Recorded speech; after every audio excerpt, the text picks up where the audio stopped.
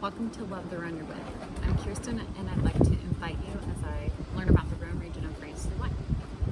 Today I'm going to be talking about Condrieu and Chateau Grillet. Just below Condrieu and Chateau Grillet lie on the western bank of the Rhone River. Condrieu's name comes from a French term that translates to corner of the brook, which is fitting considering its actual location. Now, Chateau Grillet is considered a micro-appellation and is the smallest wine appellation in France. The soil there is also a little bit different from Condrieu. Now, Condrieu has granite-based soil, whereas Chateau Grillet is a little bit lighter, but also is fragmented with mica. Both of these appellations are famously known in the Rhone region for their Viognier wine. In Condrieu and Chateau Grillet, Viognier is the only allowed grape that they can grow to make wine from. But due to the grape's low acidity, Viognier needs to be harvested at the perfect moment in time in order to capture its lusciousness. Now, while these two areas may be very small in size, good producers are able to pack a lot of punch in the aromas and the flavors of the wines. Wines from these two areas are meant to be enjoyed while they're young and typically within the first 5 years. Viognier is known for its floral, sweet aromas and has a smooth, viscous palate. I was able to find 3 bottles, all from Condrieu, all 100% Viognier, but unfortunately was unsuccessful in finding anything from Chateau Grillet. But all things considered, not super surprised because wines from there are extremely rare and limited in production. So grab a glass and let's taste.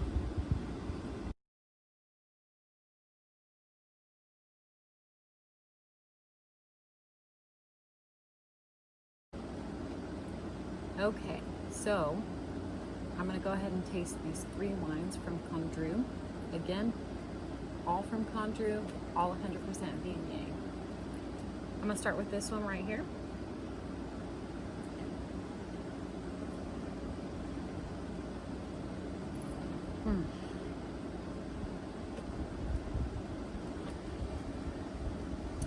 For this one, I'm getting notes of some honeysuckle, maybe a little bit of melon, orange zest in there. Some wet rock, like that minerality that typically old world wines bring. Definitely beautiful floral notes, as Viognier is very well known for the floral notes that they offer. I'm absolutely getting that in this first one.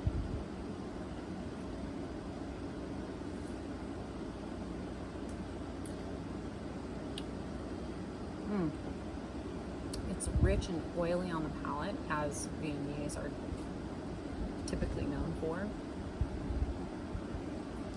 Not as oily or as viscous as I would think it would be, but not as crisp as many other varietals are. Like, for example, an Albarino tends to be very crisp and acidic, and this is kind of its maybe its counterpoint. It's creamy and smooth on the palate as well. Pretty nice.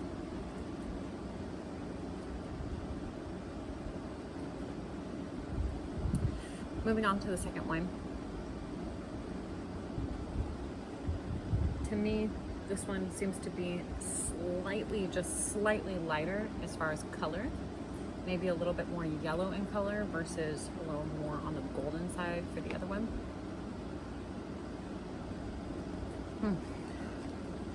I'm smelling some mango and honeysuckle as well on this one.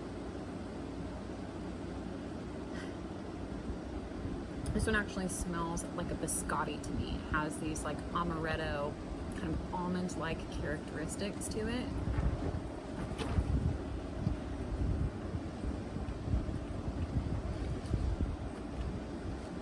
And then what's a little bit odd for me is that on the back end it smells like cotton candy, like this like sugary sweetness to it that takes me back to going to like the fairgrounds or like a carnival.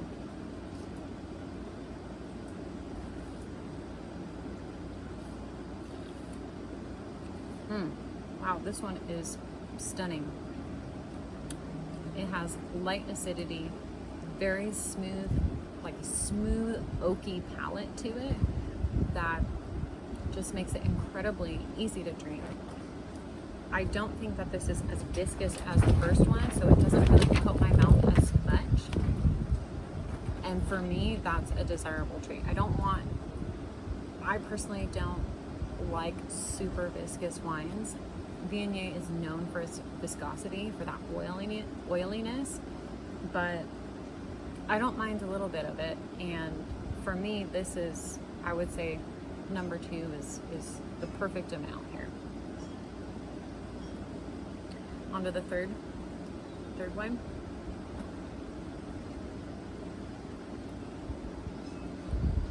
Getting some orange zest, maybe peach, some pineapple, guava going on in the nose, like that feijoa smell.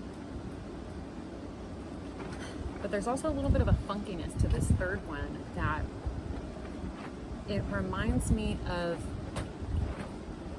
it kind of takes me to a day that's really hot and humid, and you can smell all these different aromas in the air, but you're not quite sure what you're actually smelling. And that's what I'm smelling on the nose for the third one. I'm not mad at it.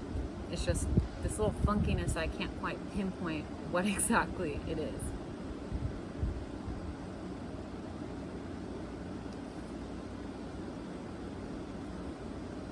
Wow, this is also incredibly smooth and rich on the palate. Reminds me a lot of, I don't know why, but pineapple upside down cake.